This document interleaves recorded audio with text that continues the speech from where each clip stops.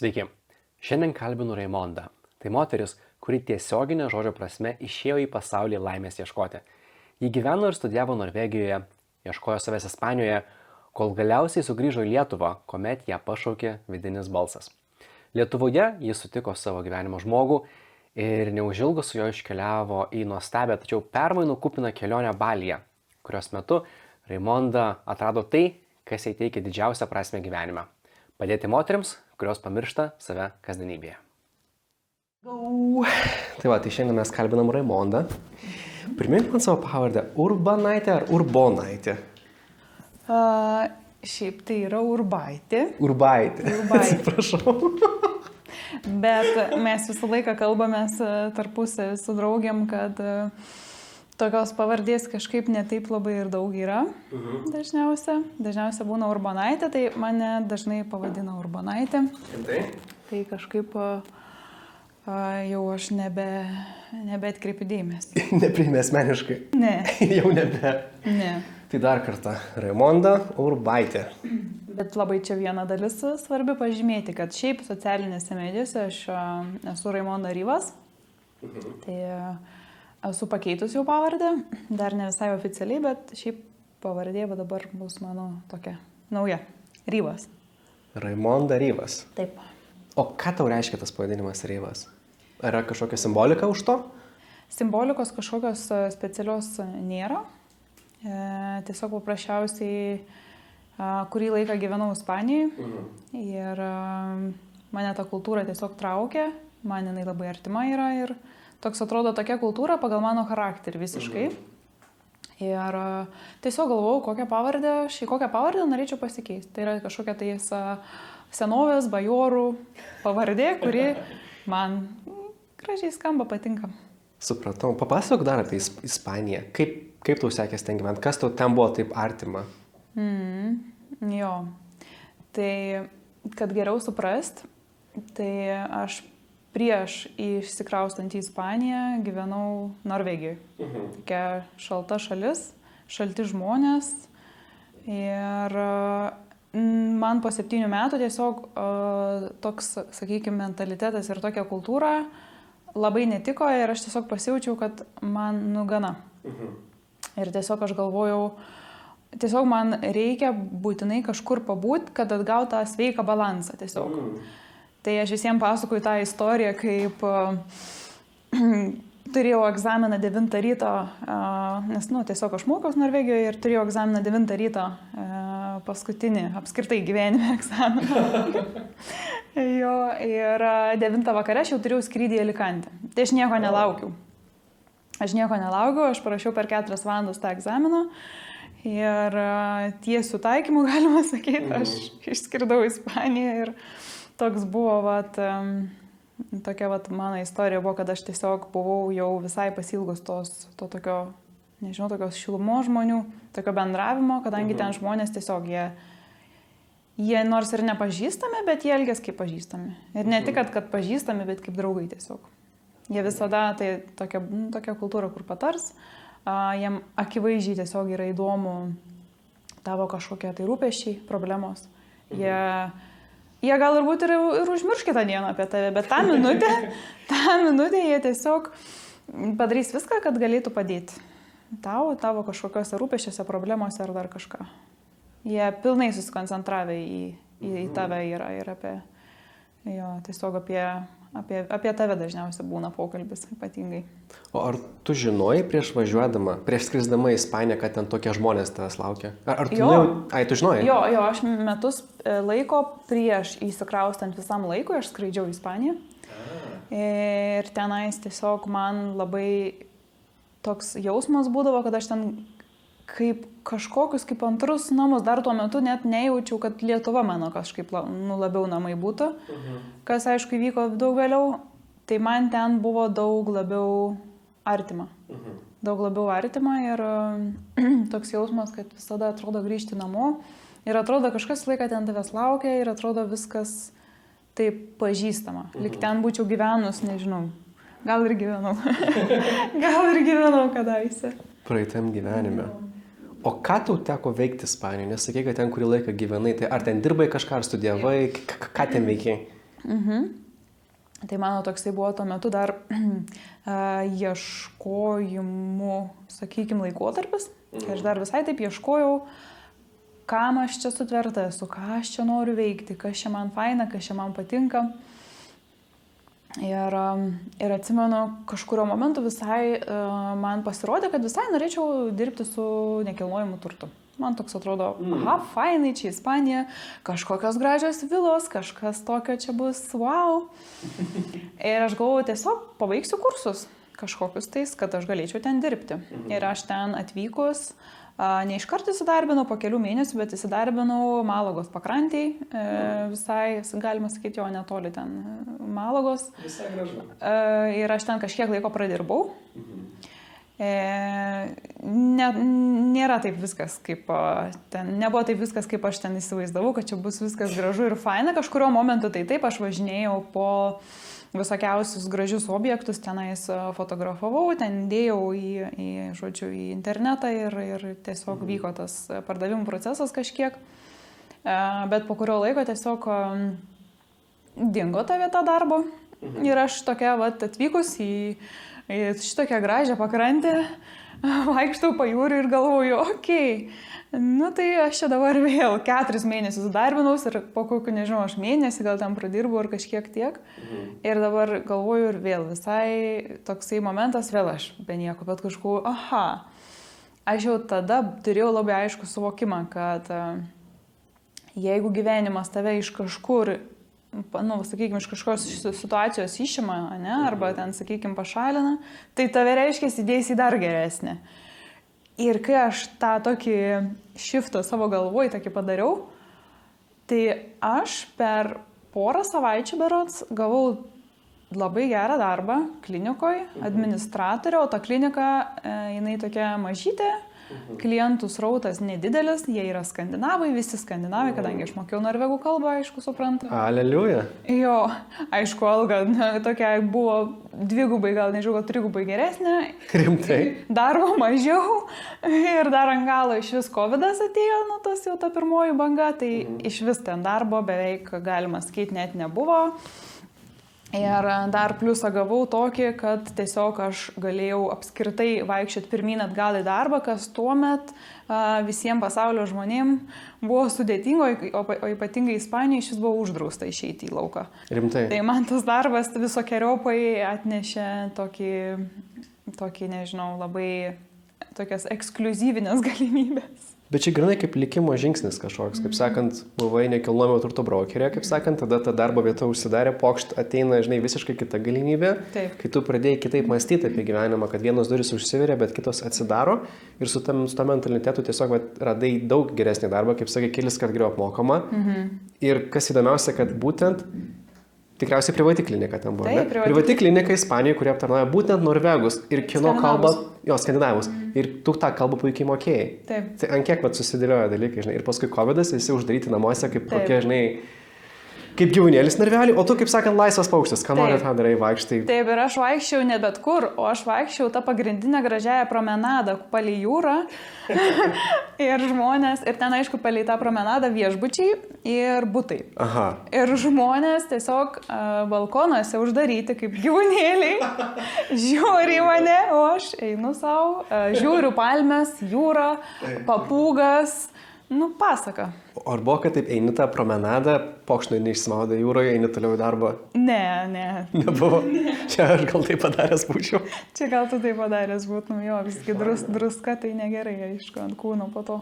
Taip, tikiu. O klausyk, kalbam apie tokius fainus dalykus. Saulė, jūra, pozityva, žinai, ir dabar mes, kaip sakant, gilioj žemoj, lietuviškam, kaip sakant, tam žiemos variante, keliai barstyti, druska barstyti tais smėliais ir aš šiandien einu iš čia, žinai, ir aš taip einu šaligatviu ir aš galvoju, čia šaligatvis ar čia purvynas miške, nes realiai jausmas toks pat, kad aš einu per purvyną, visas šaligatvis toks rudas, toks purvinas, viskas pelkši, žinai, ir aš galvoju, blemba, kaip įdomu.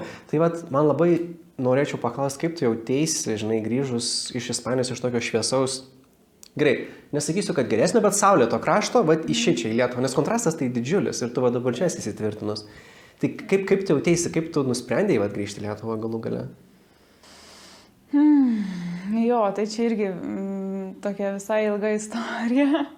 Nori pasidalinti? Jo, nežinau kaip tiesiog sudėti, nes šitokia yra, gal sakykime, gal šiek tiek taip visai ir sudėtinga, taip visai pilnai atskleisti.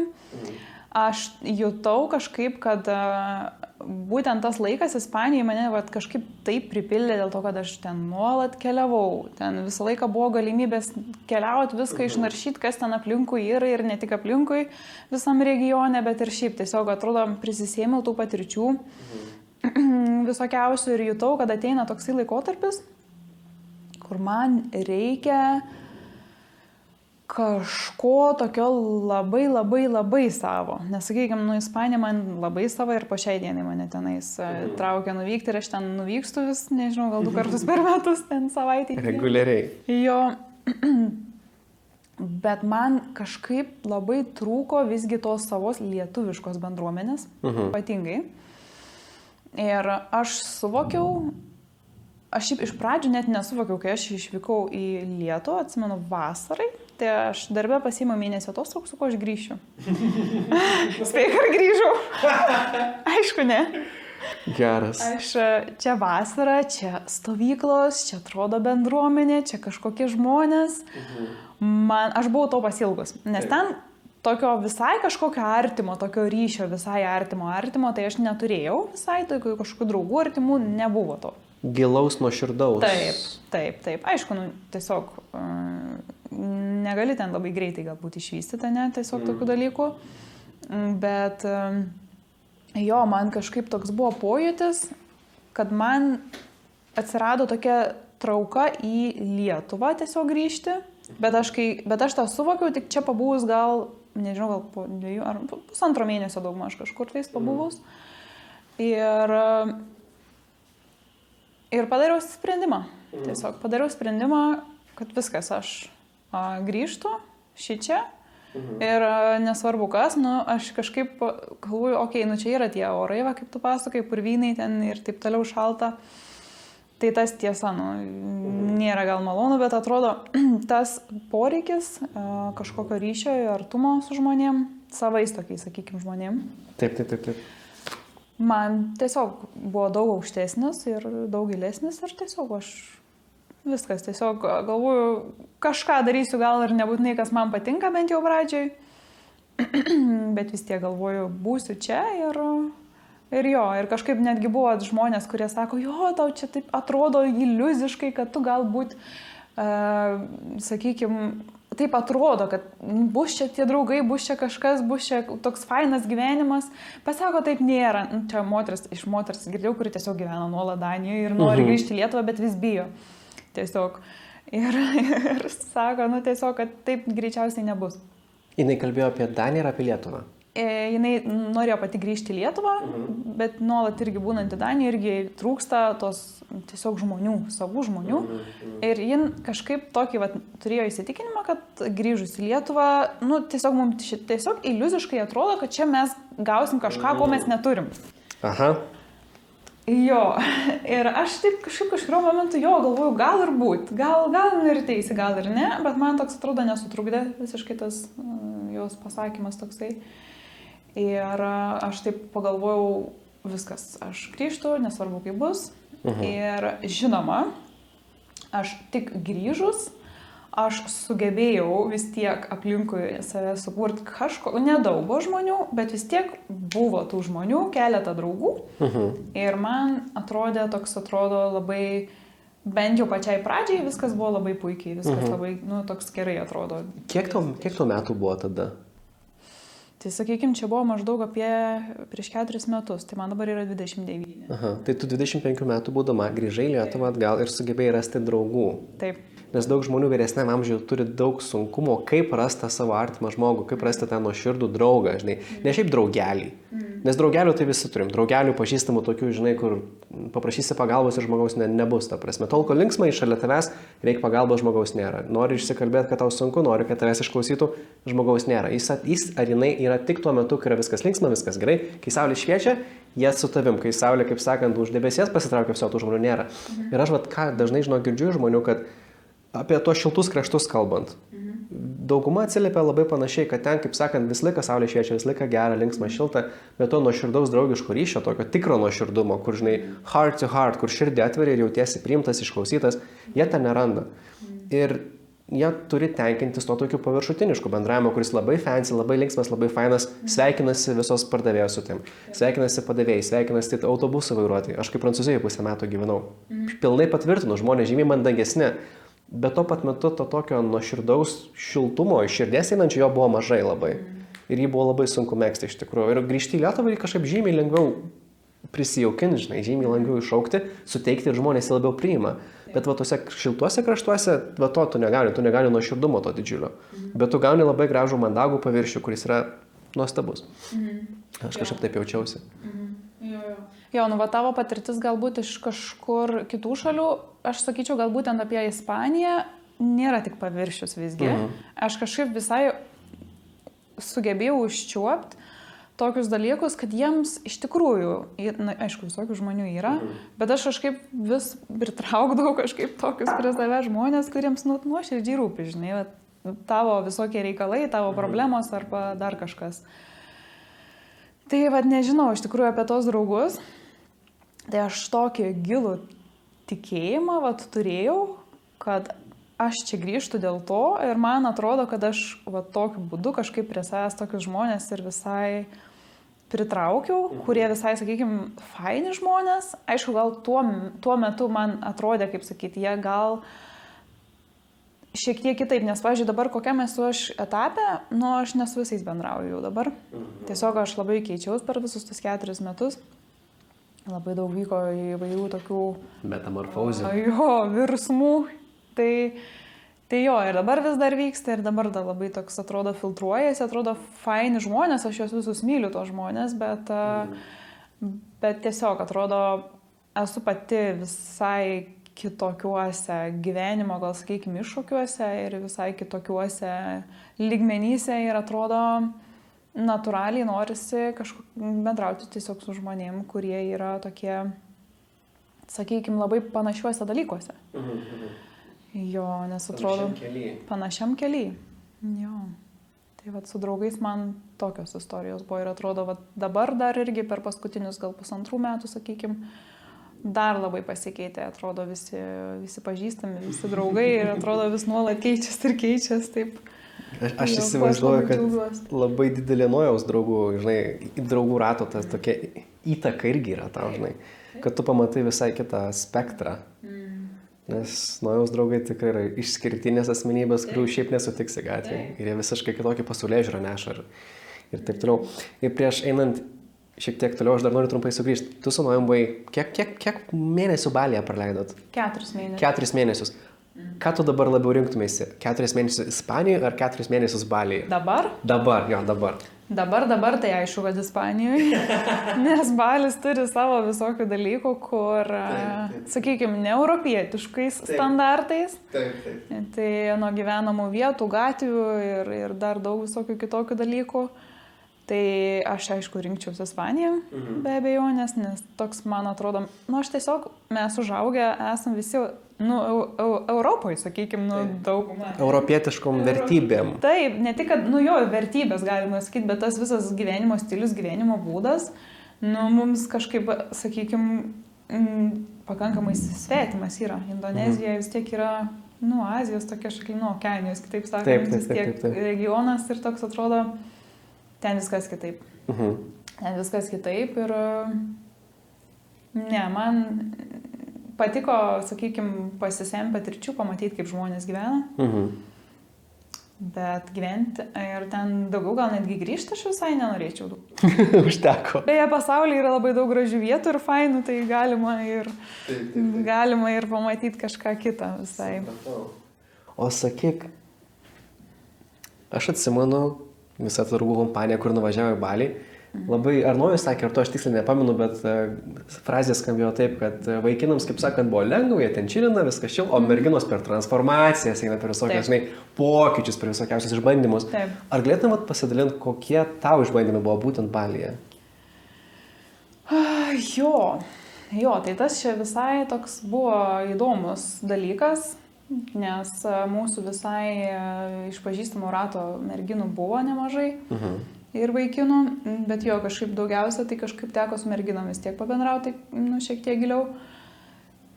Tai keistas dalykas iš tikrųjų buvo, kodėl atrodo vyram, tai čia toks kaip tik atsipalaidavimas. Nežinau, ši Balio sala, jeigu dabar nenoriu suklysti, bet man atrodo, kad labai moteriškos energijos turi daug.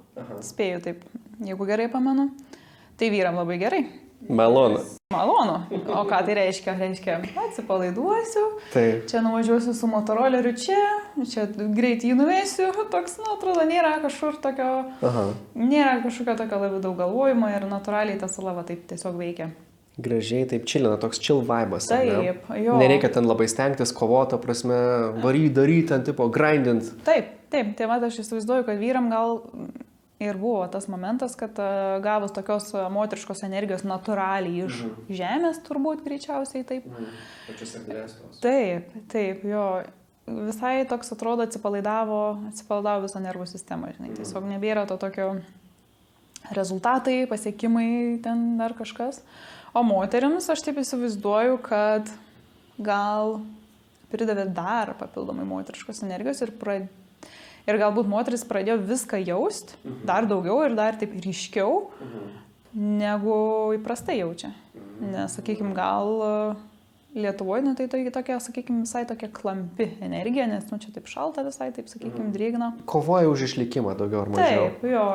Ir atrodo, nėra kada jausti ir nėra kada galvoti. Mes šiek atrodo, čia tas, darom, jo tokia biški vyriškos energijos daugiau įpratę turėti. O ten, matyt, galbūt atvėrė tokios, nežinau, kažkokios dar tokio gilesnio įsiliejimo į tą visą moterišką energiją. Ir kas atsitiko, man atrodo, kad tiesiog pradėjom jausti viską taip, kaip yra iš tikrųjų. Tas, kas buvo kažkur paslėpta giliai, kažkur užspausta, pradėjo viskas tiesiog eiti. Į paviršių, ar ne? Ten kažkokie išgyvenimai sunkus, traumos, kurios neišspręstos dar, kurios užslopintos, kaip sakant, po 9 užraktais, bet va ten, kai gali pagaliau atsipalaiduoti, nebėra, atrodo, tikslo jos saugoti ir tu sakyta moteriška energija. Aš taip suprantu, kad toks, čia aišku, tą konceptą galima įvairiai interpretuoti, bet esmė atrodo, kad kai tu gali pilnai atsipalaiduoti, pilnai būti savimi ir pilnai išjausti, tai kad tai yra ta, aš kaip matau vyrišką ir moterišką energiją. Kad tai tiesiog du konceptai, kaip pasaulyje tu gali būti. Ir ta vyriška energija, kabutėse, aišku, tai yra tas toks, kad aš darau, aš varau, aš pasieksiu tikslą, aš turiu, kaip sakant, išgyventi. Moteriška energija yra apie tą tokį įvertinimą to, ką tu pasiekiai, atsipalaidavimą, pasimėgavimą, ta prasme, buvimą šioje akimirkoje ir apie tą grožio, žinai, pajautimą. Ne vien tik, aš turiu dirbti, aš turiu varyti, aš turiu, kaip sakant, stengtis, ten belė kaip. Tai man ir labai įdomu klausyti tavęs, nes taip ir atrodo, kad pagaliau, kai moteris gali atsipalaiduoti ir nebebūti toj vyriškoje fazėje tokia, ar ne, jinai tada iš tikrųjų tą savo moteriškumą gali patirinėti ir iš tikrųjų atsipalaiduoti, iš tikrųjų paleisti visus dalykus. Nes šiandien neseniai, Glosnis man atsiuntė tokį vaizdelį, ten kažkoks buvo ten, aišku, humoro forma, bet ten grinai rytų Europos moterys, tokios, kur kaimuose gyvena ir ant kiek jos, kaip sakant, iš gyvenimo kovot turi, ta prasme, mušasi ten jos su vyrais, ta prasme, ten miške ten kapoja medžius visokius, tokios visiškai tos moteriškumo pas jas labai mažai, toks visiškas išgyvenimas, žinai. Jo. Ir vat kaip sunkumo atributo tokioje fazėje, žinai, kai negali savo to, atrodo, prigimtė, žinai, išreikšti. Atsipalaiduoti, prasme, tiesiog mėgauti, žinai, dalykais. Taip. Tai vat, man atrodo, kad va toj saloj kažkaip taip ir vyksta, žinai, kad prasideda gyjimas. Tiesiog va tą momentą kažkaip tiesiog va ta visa salos energija tiesiog persmelkia visą tą kažkokį tą buvimą moterišką ir tada atsiveria kažkas. Ir tada reikia kažką, tiesiog su to daryti arba nedaryti, nes, kartais tiesiog reikia išbūti. Taip. Išbūti ir tiesiog žiūrėti, kas vyksta, žinai.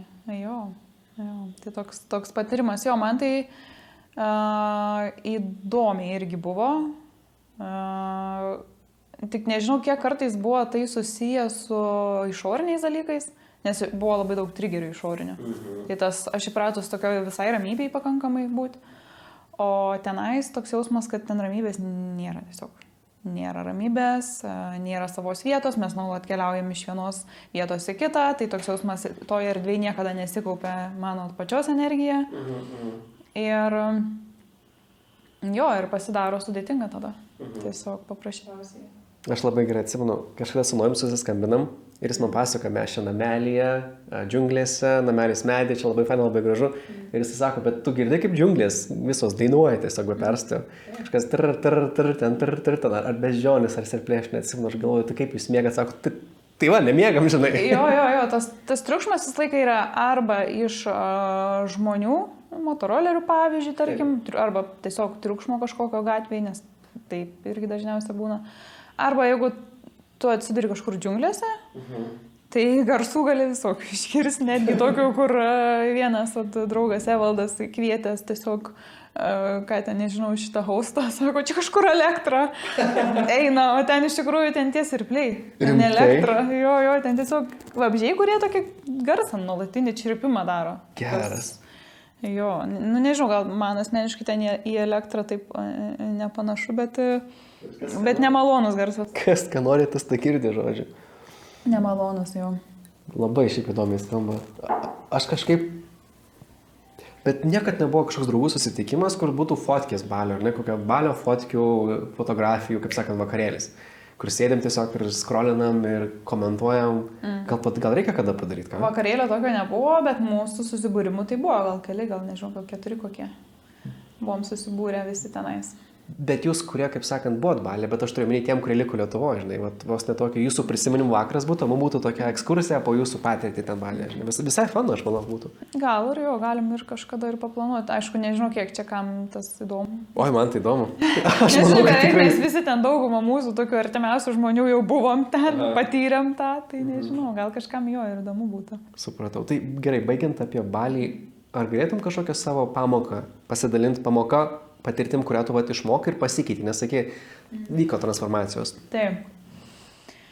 Jo, nu nežinau, gal pagrindinė tokia gal būtų pamoka, kad jeigu eina kažkokie tai procesai ir kažkokie tai dalykai kyla, nemalonus, sakykim, tokie, kur keliantis diskomfortą. Bangas. Jo, tokias vidinės bangas, tai visai gerai pavadinta. Tai gal kažkaip nekelt savo dar didesnio diskomforto, bandant viską kažkaip užblokuoti savį. Tiesiog viskas, kas vyksta, kad tiesiog leist, kad ir vyktų ir toliau, bet jokiais būdais negalvoti apie save, kad aha, čia kažkas su manim negerai, dabar kažką čia reikia būtinai su tuo daryti, toks jausmas viską iškrapštyti kuo greičiau iš savęs. Nes atrodo, kaip veikia tas kūnas, jis taip ir veikia. Kad yra kažkokie etapai gyvenime, kur vyksta kažkokie nemalonūs dalykai, o mes tiesiog ignoruojam ir taip pračiuožiam, taip paviršium ir galvom, aš čia gal biškį pabėgsiu, biškį gal nežiūrėsiu šitą gal pamiršiu, nu ir kas vyksta, viskas o taip dedas. Kaupės. Taip. Kaip džengos, žinai, bokštelis. Ir visai aišku, kas vyksta po to. To viskam reikia duoti dėmesio. Viskam reikia duoti dėmesio ir viskam yra tiesiog reikalingas kažkoks, nežinau, kaip apkabinimas, kaip meilės davimas visiems tiem dalykam, kurie vyksta viduj. Tai va, tai tokia atrodo mano pagrindinė pamoka, kad atrodo suvokt, kad jeigu tai vyksta, tai reiškia kažkokį tais gyvenimo etapą, mes tai pražiūrėjom. Pražiūrėjom ir ten aišku kažko prisikaupė. Ir dabar, jeigu yra laikas viskam pasirodyti, išlysti į tą dienos šviesą, tai taip tiesiog ir reikia ir daryti. Kad nebūtų toksai dalykas, kad galvot, kad ne, kažkas su manim ne taip. Ir žmogus vis tiek yra, jis taip sutvertas, kad jis turi kažkokius tais jausmus, žinai. Ir vyrai, ir moteris, tas pats galvoja visiems. Taip. Ir jeigu kažkokiam gyvenimo etape nėra kada jausti jausmų, tai kūnas vis tiek tau suteiks galimybę juos išjausti. Aišku, greičiausiai bus nelabai malonu. Tai va, tai... O jisai suteiks, ar jisai, kaip sakant, privers tave išjausti? Privers. Kad čia, nes man ir atrodo, kad nėra, jeigu tu kaupi tas emocijas ir neleidai jom išeiti iš tavęs, ką jos yra sukurtos daryti, kad emocijų šiaip kaupimas yra absoliuti nesąmonė, mes tą darom, bet taip nereiktų daryti, nes atrodo, kad jos visą laiką susikaups ir visada jos išeis. Ir kad tiesiog kaip kylantis slėgis nuolatos, kyla, jis visada išeis. Klausimas kaip, kada ir kur. Ir tarytum, kaip tu sakei, kai vyksta kažkokie nemalonus procesai viduje, ar ne, kad nebandyt savęs, kaip čia pasakyti, teisti, kad čia ką aš jaučiu, kad čia negerai, čia reikia užgniaužti dar labiau, ne, kad reikia paleisti ir kad tos emocijos neigiamos, jos nėra šiaip sau, jos nėra veltui, jos yra natūralus procesas, kuris turi ateiti ir, kaip sakant, pilnai visą tą savo gyvenimą išgyventi, kad jos turi, kaip sakant, ateitų turės pjausti ir jos tada pasibaigs, kad tai natūralus procesas, lygiai taip pat kaip įsipjauni, ar ne, tau skauda, bėga kraujas, bet laikui bėgant kraujas, kaip sakant, nustoja bėgti, ateina šašas ir tu būni su tuo šašu, žinai, ir jisai, ta prasme, jisai ten ir turi būti, jis neturi dingti, neturėjo nukrapšyti, nes vėl atsivėl žaizda. Ir praeina tam tikras laiko tarpas, oda sugyja, šašas nukrenta, ar ne? Aš va tą išgirdau iš tavęs, kad labai man šitas patinka, kad ne visi, kad jeigu jauties blogai, tai nereiškia, kad čia yra kažkas netvarkoj, kad tai natūralus procesas, tu turi išgyventi ir gal suprast, kaip, kodėl jisai toks yra. Jo. Iš pat pradžio aš taip įsivaizduoju, kad nėra būtina bandyti iš karto įsiaiškinti ir suprasti, kodėl jausmai yra tokie, kokie jie yra, bet ta išmintis jinai vėliau ateis. Taip. Vis tiek turėtų vėliau ateiti. Bet žinot, kad ateis, kad čia ne veltui yra ta kančia. Jo, dėl to, kad jeigu iš esmės mes pasirinkam visgi, galvojam, dar kažkur nustumsim, jeigu dar iš vis įmanoma tai padaryti, nes yra, kad jau nebeįmanoma tai padaryti. Bet būna toks, atrodo, užsimsiu kažkokiais fainais vaizdeliais, kažkokiam fainom veiklom ir tada iš vis toks atrodo jausmas, kad net neduosiu visai erdvės tiem jausmam. Nu tai iš vis tada toks jausmas, kad gali visi šitie dalykai išeiti per kūno ligas visokias, fizinės ligas, arba dar blogiau psichinės ligas, žinai. Taip. Tokių dalykų irgi gali būti. Kas realiai ir būna žmonėm iš tikrųjų. Jo. Tai va, jo, pamoka tokia ir yra, va, atrodo, kad jeigu ateina toksai momentas, kažkaip, kad jam tiesiog leist būti ir leist vykti. Tiesiog taip. Aš nežinau, gal aš klystu, pataisyk mane, jeigu aš neteisus, bet man atrodo, kad ypač moterim tai svarbu tų emocijų nelaikyti, o, kaip sakant, joms leist būti, kaip sakant, jas išleisti ir jas, kaip sakant, paleisti į pasaulį. Ir tai, aišku, nereiškia, kad jeigu tu turi ten isterijos priepuolį kažkokį, kad tu staiga iškeiki visus aplinkui save, pasiunti, kaip sakant, ant 3 raidžių ir išeini iš darbo. Aš ne apie tai kalbu, aš kalbu apie tai, kad jeigu tu liūdi, leis savo judėti, jeigu tu jauties pikta, tu, ir pabūk pikta, bet aišku, pikta iš tos pusės, kad būk pikta, bet nekenk kitiem gal. Jo, nedestruktyviai, kad išsireikštų. Jo, labai gerai sakai, nedestruktyviai, ta prasme, bet tas nekauptų emocijų, žinai, nelaikyk viduje, nes man atrodo, kad vyras, aš kaip suprantu vyriškumą pats, žinai, tą savoką aš kinta nuolatos, bet kad vyras jis turi sugebėti emociją sulaikyti šioje akimirkoje ir ją paleisti vėliau, nes jis sulaiko tą pyktį, nepraranda savitvardos, atlieka pareigą savo šeimai, vaikam, antrai pusiai, žinai, darbui ir tada, kai sakant, kai jis jau būna atsipalaidavęs, gali pabūti su savim, tada jis jas išleidžia, bet jis irgi privalo jas išleisti. Bet vat moteriai, man atrodo, kad svarbu tas emocijas, kaip sakant, čia ir dabar leisti joms tekėti. Šiaip jo, nes kiekvieną kartą, vat, tarkim, kažkokia yra situacija ir ateina ta emocija, ne? Mes taip moteris, kai kurios įpratę atgal. Viskas atgal. Ai, gal dabar čia nelaikas verkti. Čia dabar nelaikas pykti. Čia dabar visai nelaikas išsakyti kažką, ką noriu išsakyti, ne? Ir lygiai viskas tas pats vyksta, ne? Kaip su tuo kaupimu. Taip. Čia neišsakėm, čia neišreiškėm, čia užspaudėm, ir viskas. Moteris, jinai tokia tada... Atrodo, kartais visai nesunku yra pastebėti tokias moteris. Šiaip tai, žinau, jos tokios negyvybingos visai. Aš ir pastebiu. Visai neišraiškingos tokios.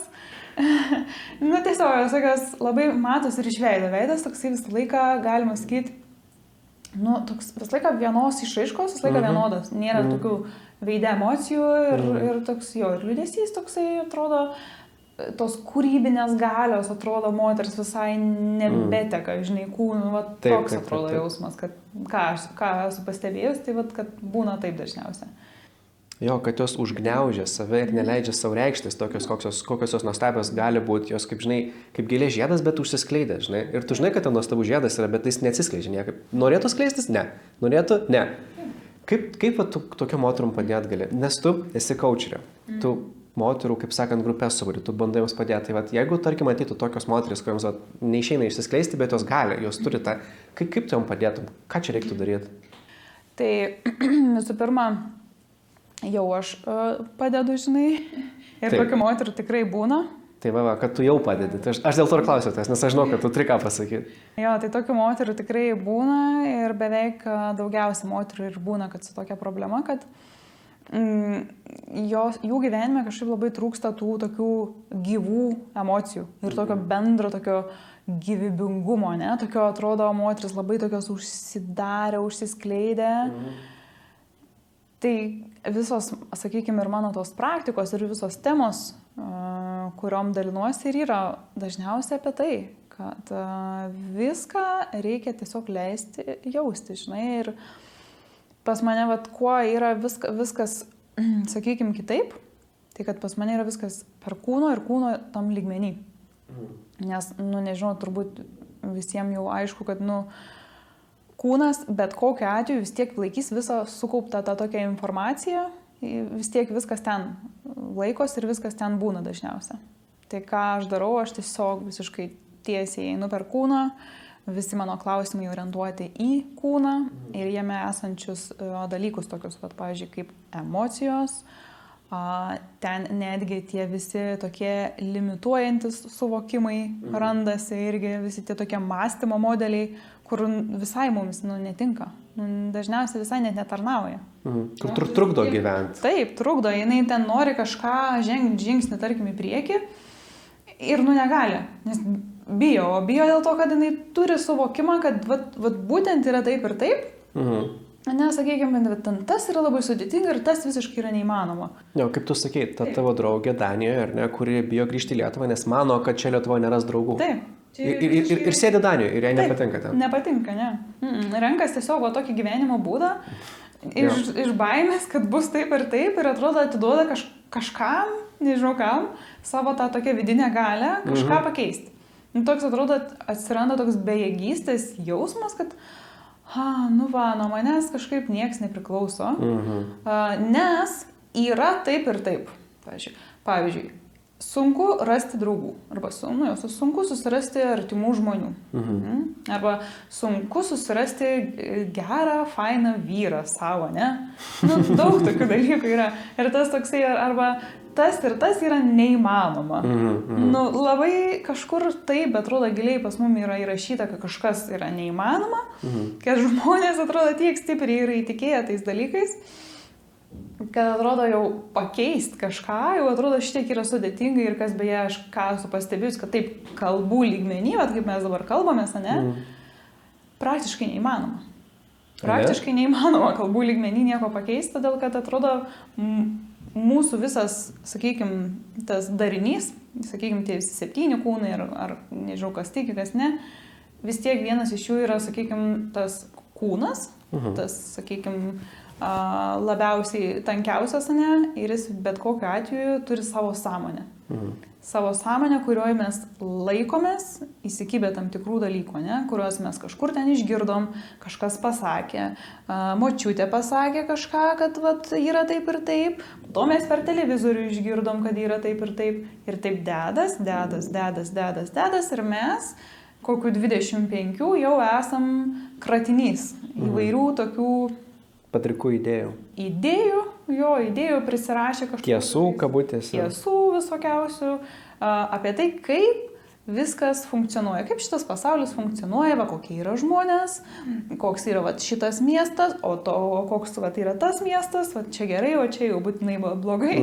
Toks atrodo labai yra daug visokiausių mąstymo modelių, kur atrodo, ar reikia, žinai, mums tų modelių. Nes aš ką girdžiu apie visus tos mąstymo modelius, kad jie ne visada, mes dabar konkrečiai tai kalbam apie tos, kurie netitinka realybės.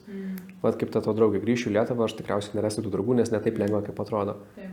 Bet čia yra pirmas dalykas visiškai netiesa. Jeigu tu esi žmogus, kuris ieško, kuris stengiasi būti nuoširdus ir atviras, tu pritrauksi tuos draugus. Tai natūraliai vyksta. Koks esi tu, tokius žmonės tu pritrauki. Aš nežinau kodėl, bet taip yra tiesiog. Galbūt čia panašiai kaip ir nežinau, čia kažkoks pasaulio dėsnis ir aš nesu matęs, kad kažkas tai paneigtų.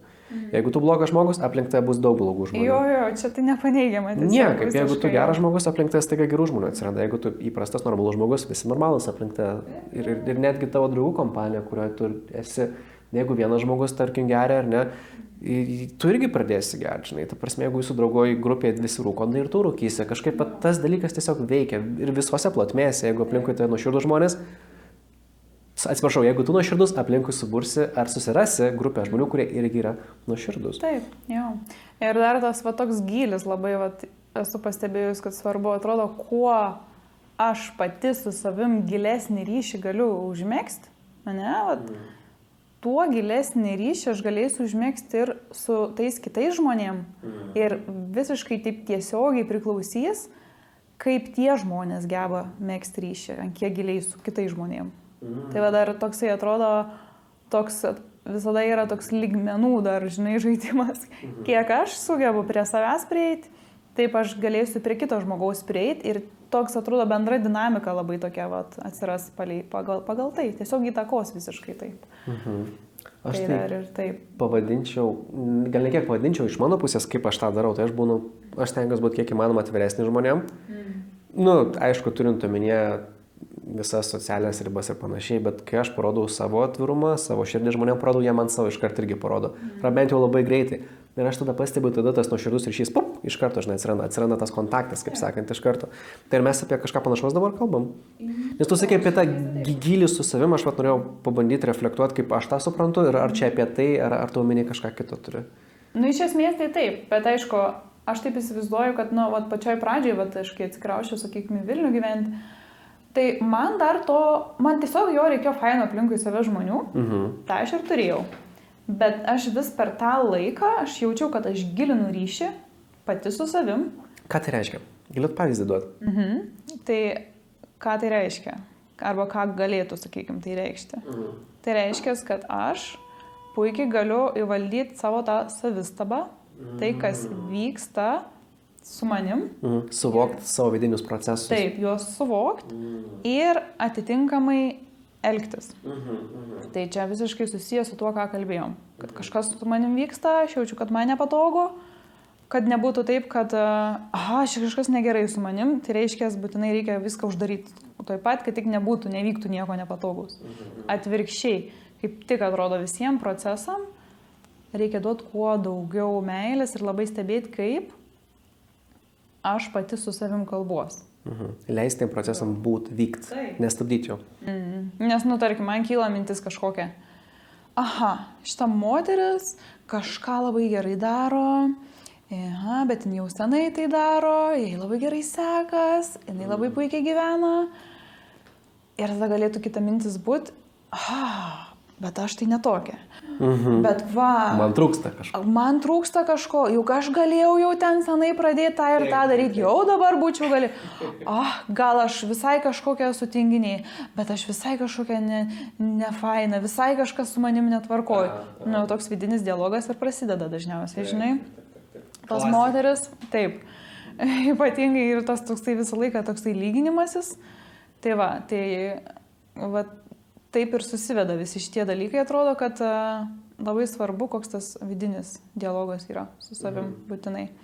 Tai tas ryšys su savim ir yra, kad atpažinti, kas vyksta ir viską priimti su meile tiesiog, kas vyksta, o ne kažkaip bandant viską iš savęs iškrapštyti ir pritemti save prie kažkokių tais primestinių įvairių ten standartų kažkokių, kas kur ką kaip ir aš tada taip. Toks atrodo nebėra tos savasties kažko. Čia kai buvo tas, manau, visi supras šitą pavyzdį, buvo tas ūgų fenomenas, ar ne? Staiga ūgai tapo populiarus ir visos panos ūgais vaikščio. Gerai, ne visos, bet labai daug. Ir tada praėjo ta banga, dabar nieks ūgais nevaikšto. Tai man visą laiką šitas buvo įdomus dalykas, kad moteris jos labai lyginasi viena su kita, žinai. Ir kad labai tai, kaip tu ir sakai, kartais gali būti labai skaudu, net nesveika ir trukdo tau pačiai save pažinti, nes tu darai tai, ką kito, žinai, daro. Ir tada kas esi tu, žinai, kokia tavo unikali asmenybė. Lyg kažkokią kopiją vis norim būti, bet šitas dalykas nėra kažkoks neįtikimas, todėl kad atrodo, čia mes galim tiesiog grįžti žmogaus prigimti. Manau, kad pas vyrus irgi kažkas panašaus Yra, tik tai, su mašinom, pavyzdžiui. tik tais kažkur per kažkokias kitas Taip, prizmes. žinoma, ne tik moteris. Dėl to, kad pas mum vis tiek yra gyvūniškos smegenys, ne, kažkur giliai. Lizard paslėptos. brain, žinai. Taip, ir ką jos sako? Neišsiskirk iš bandos, nes jeigu išsiskirsi, išmes tave. Nes Taip, tikrai. tarp gyvūnų ir dabar dar taip yra. O 100%. Kad jeigu yra varnos ir viena yra kažkokia, sakykime, pilkesnė arba baltesnė varna, kartais taip atsitinka, tai su ją nebūna paukščiai kiti. Tiesiog išmeta iš genties. Žinai, tai va, tai žmonės kažkaip jie taip pat turi tą tokį įsirašę dalyką, kad reikia būti kaip kiti ir daryti kaip kiti, nes tai yra saugu. Taip. Neseniai čia buvo, neatsimenu kur, bet buvo, žodžiu, tyrinėjo kokius zebrus iš bandos, kaip sakant, tigrai suvalgo. Ar ne? Ir buvo manoma, kad suvalgo silpniausią zebrą. Ir ilgai stebėjo ten tuos zebrus, ten nemažai metų, ir paskui prie išvados, kad suvalgo nesilpniausią zebrą, suvalgo tą zebrą, kurį galima išskirti iš minios. Nes jis, kaip sakant, išsiskiria ir labai aišku, kas yra taikinys. Nes kai visi zebrai vienodi, liūtai vis tiek negali koordinuoti savo atakos. Kalba, pavyzdžiui, radio ryšį ir taip toliau. Tai jie vizualiai, ta prasme, seka instinktyviai tą zebrą, kuris yra labiausiai išskirtinis. Jie pamato, viskas, identifikavo ir jam jau viso gero, kaip sakant. Ir to sumedžioja visą laiką. O tas, kuris toks pat kaip visi, tas, kuris neišsiskiria, jis, kaip sakant, ir būna... O kaip pat šitą derintis? Nes vis tiek mes visi esame unikalios asmenybės. Kaip manai, kaip tą derinti reikėtų? Su tuo neišsiskirimu iš bandos, bet tuo pat metu buvimu ir savimi. Nes manau, kad čia balansas tam tikras turi būti. Aš, pavyzdžiui, nežinau, koks tas balansas. Man tai atrodo, kad reikia išsiskirti ir toks visą laiką visiškai eiti, visiškai gal netgi į tą kraštutinumą, kad aš autentiškas, aš noriu būti toks, koks aš noriu būti. Autentiškas yra labai geras. Viskas, toks atrodo, čia nėra kompromisų jokio. Nežinau, bent man atrodo, visą laiką yra toksai kažkoks vidinis variklis visą laiką būti, kad tik kažką kitaip daryti, Ir aš kartais susiduriu su iššūkiais, dėl to, kad aš labai noriu savaip daryti dalykus gyvenime. Bet kartais tiesiog jo ir kartais tiesiog negali taip daryti, dėl to, kad tu negausi to rezultato, kokio tu nori. Todėl, kad kiti žmonės daro kaip visi. Ir toks atrodo... sudėtinga, jo kažkaip. Aš tokį pavyzdį pagalvojau, gera būti autentišku, unikaliu ir išsiskirti, bet yra sričių, kur to negalima daryti. Ir pavyzdys tai kelio eismo taisyklės. Jeigu tu pradėsi pagal savo kelio eismo taisyklės važinėti, Jėzau Marija, šventas Juozapai, kas bus, pirmą tu užsimuši ir dar kažką užmuši iš paskos. Tai čia baisiausia, kad tam tikrose srityse tu negali būti išskirtinis, nes tai bus tiesiog siaubingai blogai visiems aplinkui tave. Tai man tikriausiai yra tam tikros erdvės, kur tu turi būti autentiškas ir tam tikros erdvės, kur, kaip sakant, reikia būti tokiu kaip visi realiai. Vien tik dėl tos tvarkos, dėl saugumo, dėl tavo ir visų aplinkinių gerovės. Kas liečia tam tikras taisyklės, tai atrodo čia toks visai gal netgi out of question, žinai, kad galbūt čia visai ir ne autentiškumas, žinai, čia tiesiog yra bendras toksai common sense kažkoks dalykas, kur ta prasme, aš nevažiuosiu prieš eismą. Nereikėtų. Bet aš apie tą gal labiau tokį, žinai, gyvenimo būdą, kur atrodo, labai yra toksai dalykas, kad, noris daryti viską savaip ir noris daryti viską kitaip, negu kad ten dauguma daro, atrodo. Toks, nežinau, bent jau man taip atrodo vyksta. Nes atrodo, jeigu aš neišreiškiu tokio savo poreikio, kad, man reikia viską daryti autentiškai būtinai, aš tiesiog, jaučiuosi tokia pilka, tokia pilka, nežinau, tokia nematoma, tokia visai atrodo, atrodo niekaip neperteikiu tai, kas yra viduj, žinai, pas mane. Ir atrodo toksai kažkoks gaunas disonansas visiškas, žinai. Aš jau puikiai žinau, apie ką tu kalbėti, tikrai yra labai stipriai rezonuoju ir pavyzdys ta mėlyna lempa, kuri čia šviečia. Kas podcastus filmuoja su mėlyna lempa? Ne. Nes mano tas autentiškumas jis ateina per tą kūrybinės paiešką, žinai, kad aš noriu sukurti kažką, ko dar nėra sukurta. Aš nežinau, kodėl aš taip jaučiuosi, bet man tiesiog yra tas poreikis. Aš nenoriu ten niekam nieko įrodyti, kažkaip ten išsiskirti, vien dėl to, kad išsiskirti, aš noriu atrasti kažką, ko dar nebuvo atrasta. Toks išradėjo, kaip sakant, noras, ar ne? Ir man kažkaip atrodo, kad pas tave tas irgi labai stipri yra ir kad tu tą savo kūrybą irgi išreikšt, tu privalai turi.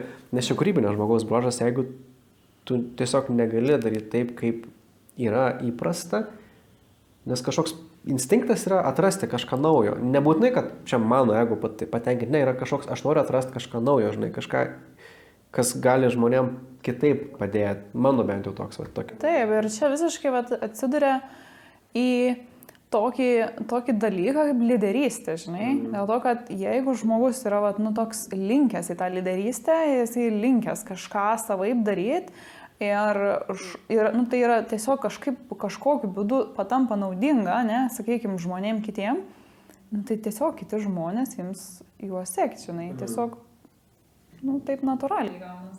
Jo, jeigu tu sugebėsi atrasti kažką vertingo ne tik savo, bet ir kitiem, tada, kaip sakant, pamatys tame ir kaip tu, tu tada galų gale, kiek mes istorijų tokių žmonių daug turėjom. Paskutiniai, tai aišku, labiausiai linksniuojamas tai Steve'as Jobsas su savo, žinai, iPhone'ais. 2007 metais, kai jis sugebėjo, žinai, pristatyti visiškai revoliucinį būdą komunikuoti ir realiai, aš kaip mėgstu sakyti, kad mano nuomonė socialinės medijos taip išplito, išpopuliarėjo, pakeitė pasaulį dėl to, kad atsirado išmaniai telefonai. Jeigu viskas būtų per internetą, vien tik tai per kompiuterį, aš esu įsitikinęs, kad nebūtų viskas taip sprogi. Ir toliau tai vystosi vien dėl to, kad telefonus turiu. O aš dar noriu paklausti, kaip per visą savo gyvenimo kelionę, kaip tu coachingą atradai? Nes yra kaip vienas iš pagrindinių dalykų, ką mes norim šiandien pakalbėti, bet tiek daug visokių kitų dalykų apšnekėti. Kaip jis tavo gyvenimą atsirado? Ar buvo kažkoks tai įdomi istorija, kaip, žinai, privati klinika Ispanijoje, tada, žinai, grįžimas į Lietuvą, tie draugai. Jo, tai šita istorija turi tokį labai paradoksą. Mano pats visas tas coachingas yra toksai kūnų paremtas. Ir mano pačias kūnas tiesiog atvedė į būtent tokio tipo coachingą. Tai tas labai įdomu, kad kažkurio momentu aš labai pasijutau tokį kažkokį gilų šaukimą susitelkti visiškai į savo kūną ir tokiam būt visai tam savo kūne, nes aš jaučiau, kad kažkurio momentu aš tiek daug galvoju ir tiek daug mąstau ir aš žiūriu, kad mane tiesiog šitaip sekina ir aš galvoju, kad aš tiesiog daugiau nebegaliu. Tiesiog daugiau nebegaliu, galvoju, ką aš iš vis išmąstysiu, ką aš išgalvosiu. Žiūriu, kad man tiesiog nesiseka nei kažką išmąstyti, nei kažką sugalvoti ar išmąstyti save iš problemos kažkokios tais.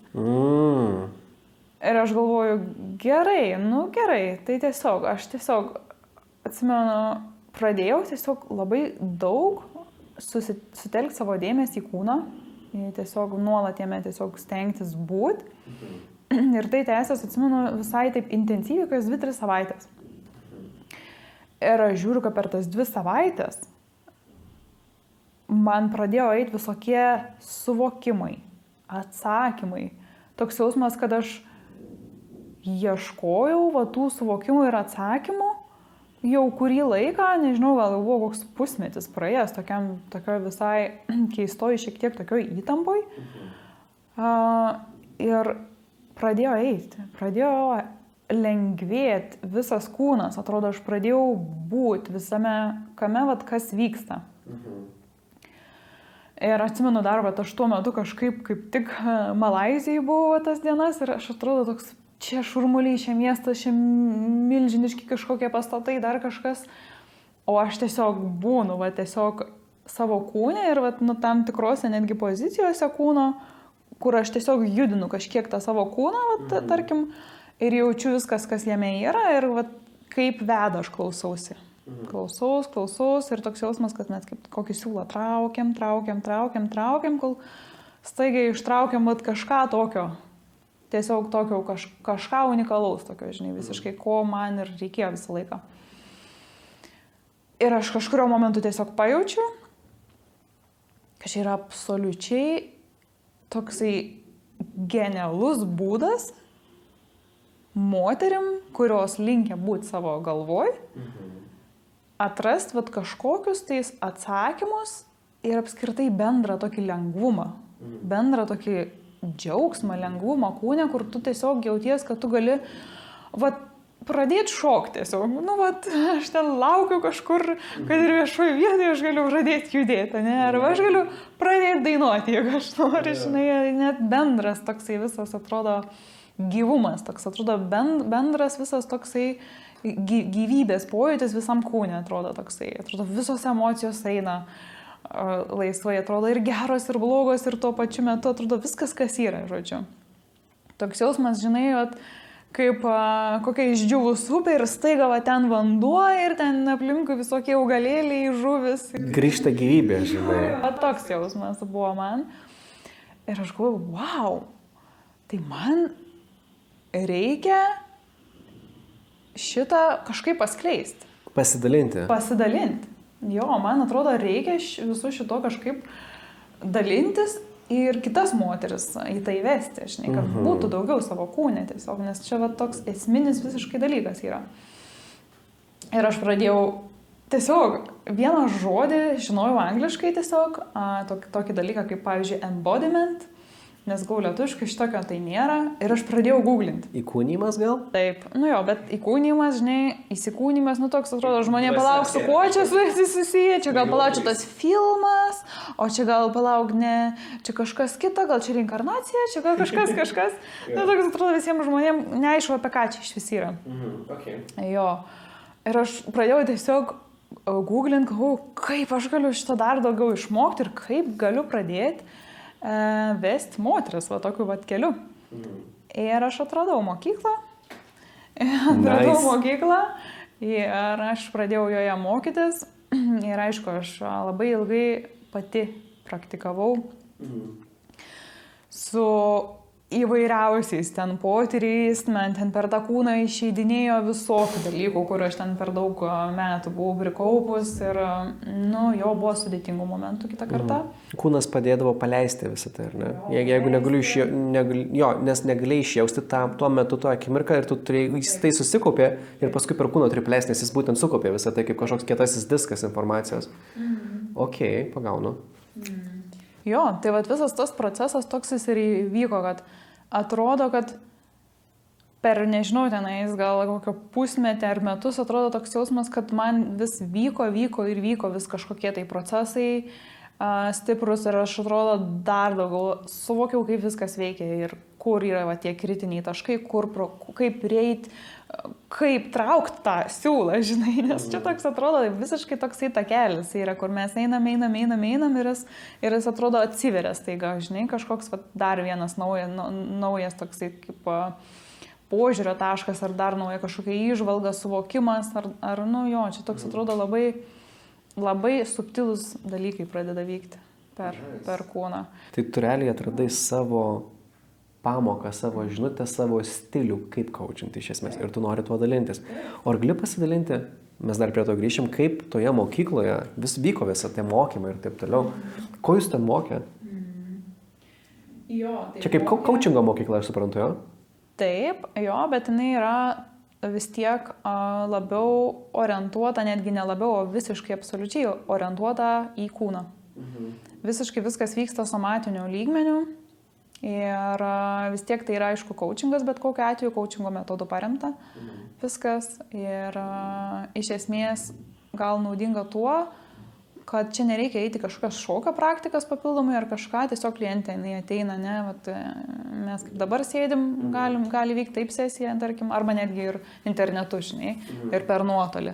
Tai man nereikia nieko liesti, nes yra kūno terapija, kur vyksta tam tikras lietimas, tam tikrų vat, kūno vietų, kur yra susikaupę įtampos, kas greičiausiai irgi labai yra faina praktika. Tai vat šituo išsiskiria gal labiausiai, o ko mus mokė? Labai daug kertinių ir esminių temų, kurios yra visiškai, nežinau, tokios pagrindinės moteriai. Tokie visokie dalykai kaip tam tikrų rolių ir vaidmenų keitimas. Tai reiškia iš kažkokios, tai sakykime, kažkokio tai vaidmens, kur nebetarnauja, nebepatinka tas vaidmuo. Mes per kūną galim tiesiog visiškai naują rolę arba naują vaidmenį kūnyti. Tarkim, aš kažkokiam tais randuos gal kažkurį laiką gelbėtojos, vaidmenį ir man atsibodo, mane vargina. Jo, ir atrodo, kaip paleisti visą tai ir pereiti į kažkokį tiesiog, nežinau, kažkokį kitą vaidmenį, kur moteriai atrodo natūralus tas naujasis vaidmuo. Arba apskritai iš jo išeiti, ne, sakykime. Jo. Kaip naujas ribas įkūnyti. Dėl to, kad mes atrodo, kas tai yra ribos. Jos tokios yra asmeninės taisyklės, asmeniniai standartai kažkokie.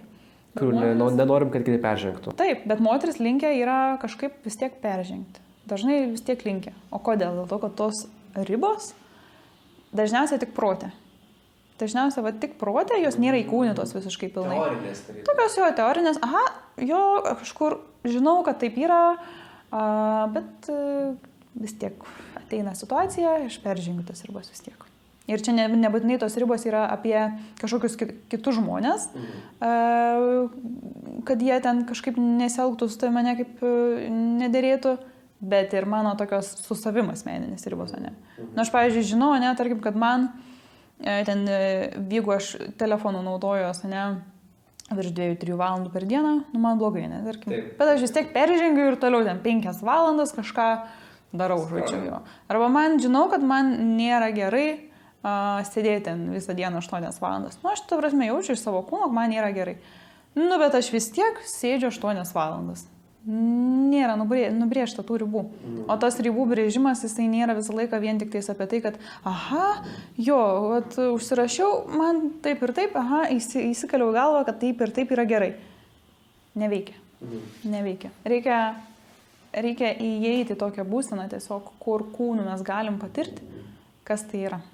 Koks jausmas iš tikrųjų, kai mes laikomės tų asmeninių standartų. Kažkokių savo taisyklių. Taip, ir vat moteris atėjus į susitikimą pas mane, jinai tiesiog visiškai kūnija tą naują ribą. Naują ribą jinai gauna patirti, kas tai yra. Jo, arba vat naują tą rolę. Jo. Dar labai irgi toksai svarbus dalykas, apie ką mes irgi mokėmės, tai apie tą malonumą. Todėl, kad moteris, jinai dažnai tarp tokių visokių, sakykime, kasdieninių dalykų, pareigas, jo, toksai visą laiką yra buitekas kažkoks, atsakomybės, čia jau dabar valgyti reikia gaminti, čia jau dabar kažką ten plauti, valyti, čia dabar į darbą, čia tas, tą užsakyti, tą nupirkti, tą padaryti. Ir nebėra, kada moteriai tiesiog pabūti tam atsipalaidavime ir tam malonume tiesiog kažkuo pasimėgauti. Moteris tiesiog atrodo toks jausmas, kad nebegali iš vis pajausti jokio malonumo apskritai kūne. Ir malonumas nebūtinai bus visą laiką susijęs su intymiais santykiais, ne visą laiką. Nes tiesiog atrodo kūnas, jisai šiaip jis iš esmės yra sukurtas jausti malonumą visur kur. Visur kur kūnas jis turėtų turėti tokią galimybę jausti malonumą, va taip tiesiog bet kur. Ir viskas gali tiesiog įvykti minčių pagalba, ne, tarkim, aš apie kažką tiesiog įsijaučiu, pagalvoju ir jau toks atsiranda tas jausmas. Bet to nėra dažniausiai pas moterį. Ir jeigu, pavyzdžiui, moteris ateina į sesiją ir aš, sakykime, taip gaidinu per visą tą procesą, tai sako, aš nieko nejaučiu. Neleidžia savo jausti. Tiesiog neišeina. Tiesiog neišeina, nes toks įgūdis yra, kūnas pamiršo, koks tai jausmas. Koks tai jausmas iš vis atsipalaiduoti, koks jausmas yra paleisti tą kontrolę tiesiog, nes čia irgi labai susiję su tuo, kad mes labai taip stipriai vis norim kažką sukontroliuoti, ne? Ir tokį taip veržė atrodo viduj, žinai. Čia kaip pavyzdys, tarkim, yra žmonių, kurie čiuožia rogutėm nuo kalno ir nė garso neišleidžia. Visiškai. Nes normalu, ir čia nėra, aišku, čia mano interpretacija, bet aš manau, kad tai yra kažkoks užgniaužtas dalykas. Nes kai tu varai nuo rogutėm nuo to kalno ir tas kalnas didelis, po galais tu tiesiog, nes aš pats anksčiau buvau toks tipo varai ir reikia išbūt. O dabar aš leidžiu savo, kaip tu sakai, per kūną jaustą malonumą ir tipo reikia ten klykiai, žiauriai smagu, ta prasme, išleisti tas emocijas, kurios susikaupia ir labai aiškiai matosi tie žmonės, nes vaikai tai klykia, ta prasme, reikia ten ir tas labai faina. Dar jie neišmokė. Jo, jas neblaukoja, leidžia savo būti ir aš suprantu, kad nereiktų ten galbūt darbo vietoj ten labai klykti, kai ten Exceliai teisingai išsprendė dar kažką padarai, bet faina, kai tu leidi savo būti ir čia man irgi eina kalba apie tai, ar tu leidi savo pasimėgauti savo darbo pasiekimais. Nes jeigu tu padarai darbą ir tiesiog, gerai, einu prie kito darbo. Bet čia laimėjai konkursą, faina, einu prie kito darbo. Darbas nesibaigia niekad, reikia toliau varyti, žinai. Tai kad kai leidėsi su to rogutėm nuo kalno ir neleidai savo džiaugtis, tai irgi yra, tam tikras suvaržymas savęs, man atrodo. Ir aš manau, kad tai tiesiog labai geras testas, pažiūrėti, kiek žmogus susivaržys yra, žinai. Jeigu nuvažiuoji su rogutėm ir nieko jokio garso neišleidai, nes tau gėda, ką čia pagalvos, aš čia ne vaikas, ta prasme, man reikia laikytis, ta prasme, įtampa kažkokia, tu tiesiog nepaleidai, visiškai tu emocijų, embodiment, žinai, nevyksta tas toksai malonumo, tu nejauti malonumo ir tu labai gražiai pasakai, jeigu neleidai tom emocijom bėgti ir tekėtų ir malonumo, lygiai taip pat nejauti. Ne, aš visiškai susiję, jo. Jeigu jau kažkokiems jausmams neleidai nemaloniems, tai ir neis ir tie malonus. Nes jie persipynė vienas su kitu labai stipriai. Kanalas tas pats, atrodo. Kanalas tas pats. Tas pats kanalas, per kurį teka, žinai, tą džiaugsmo upę ir tą padinkim skausmo upę. Ir jeigu tu skausmo upę užblokuoji, džiaugsmo upė lygiai tokia pat užblokuota. Jo, šitą aš mačiau, čia teko būti santykiuose su mergina, kuri labai emocionali. Man tas patiko ir jinai žiauriai džiaugdavosi, labai stipriai mylėdavo, bet ir labai stipriai pykdavo ir ten nervindavosi ir kaltindavo. Žodžiu, viskas buvo. Bet aš tada supratau tą santykį, kad tai yra kartu susiję dalykai. Nori daug pelės iš moters, turėjai leisti būti ir piktai, ir susierzinti ir visą kitą. Tiksliau, jinai turi pati mokėti, o tu neturi teisės, kaip sakant, blokuotų dalykų.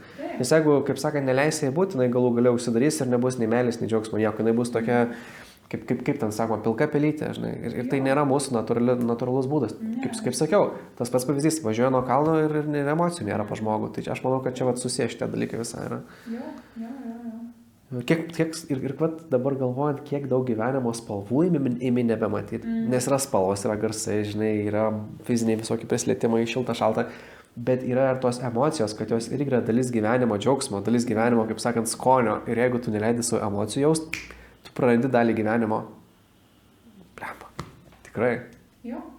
Kaip žiauru. Dvi medalio pusės, kurios vienodai svarbios. Absoliučiai. Kur viena be kitos niekaip. Aš dar noriu paklausti, kai grįžai į Lietuvą, kada įsidarbinai toj kompanijoje, kur skolų išieškojimas buvo, ar ne?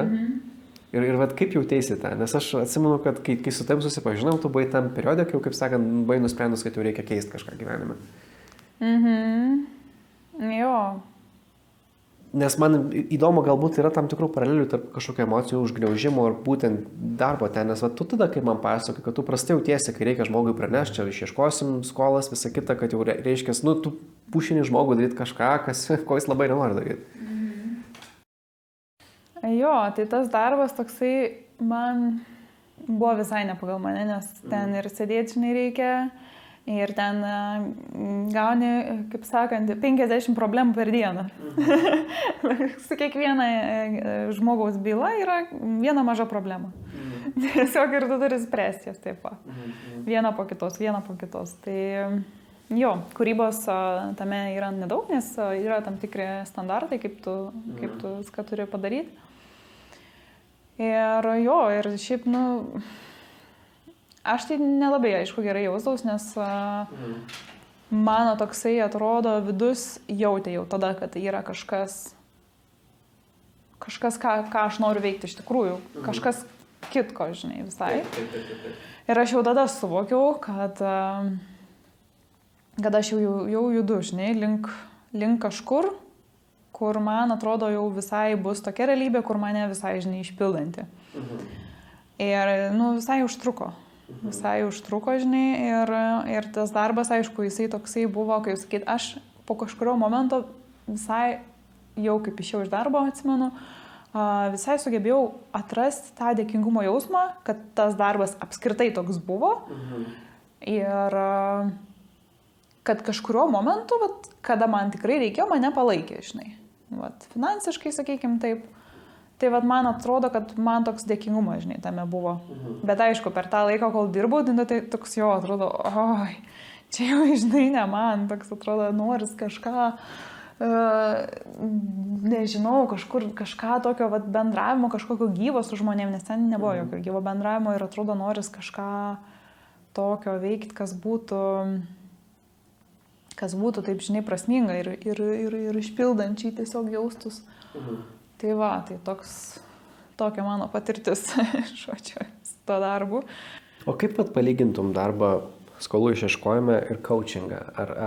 Kokie kontrastai tarp šitų dviejų dalykų? Tiksliau, kaip tu jautiesi pagaliau dirbdama tai, ką tu nori? Nes aš suprantu, čia kaip ir svajonių darbas tavo, ar ne toksai? Jo, čia toks labiau, sakykime, pašaukimas ir toksai visiškai... Pašaukimas, jo. Visai įvardinčiau, todėl, kad atrodo, nes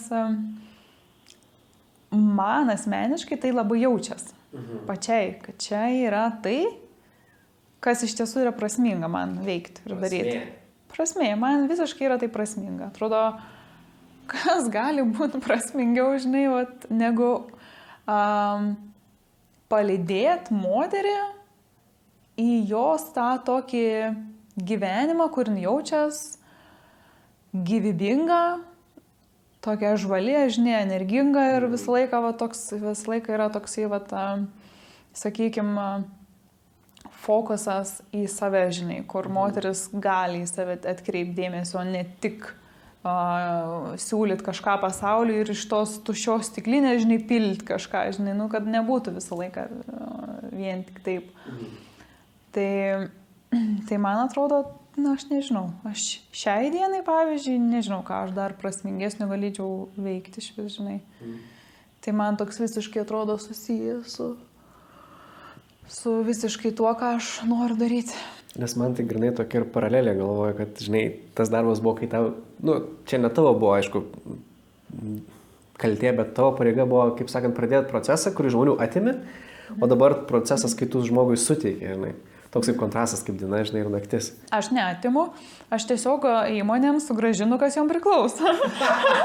Verslam, sakykime, tai yra verslai, klientai tokie pakankamai, kurie tiesiog, nes natūralūs mainai vis tiek visą laiką yra. Aš nusipirku, tai yra, tiksliau, gaunu stiklinę, aš turiu kažką už tai atiduoti, nes tai yra visai, normalu, žinai.